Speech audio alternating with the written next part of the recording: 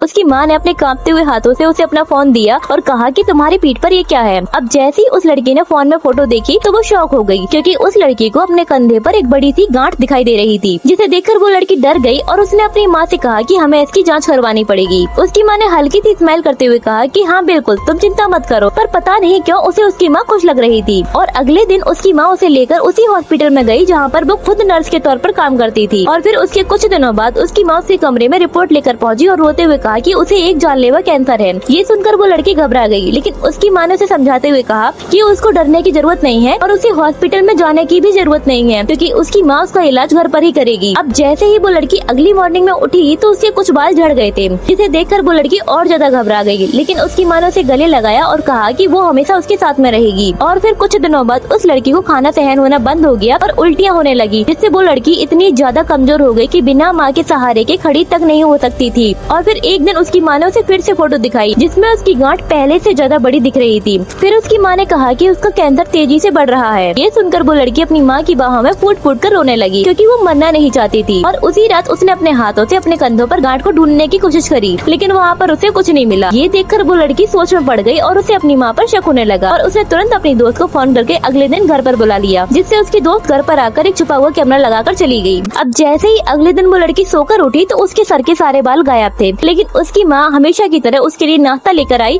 और तब तक उसके सामने बैठी रही जब तक उसने नाश्ता खत्म नहीं कर लिया। अब जैसे ही उसकी माँ अपने काम के लिए निकली, उसने तुरंत रिकॉर्डिंग उठाकर देखी, जिसे देखकर उसके हाथ पैर ठंडे पड़ गए, क्योंकि वीडियो में उसकी माँ रात के 3 बजे उसके सर के बालों को मशीन से काट रही थी। और वो लड़की सबसे ज्यादा हैरान तो तब हुई जब उसने वीडियो में देखा कि उसकी माँ उसके नाश्ते में उसे बीमार करने वाली दवाइयाँ मिला रही है। तब उस लड़की को समझ आया कि उसकी माँ उसका ख्याल नहीं रख रही थी, बल्कि उसे बीमार कर रही थी और उस लड़की को कोई कैंसर नहीं था और ये उसकी माँ का प्लान था सिर्फ उसे मारने के लिए।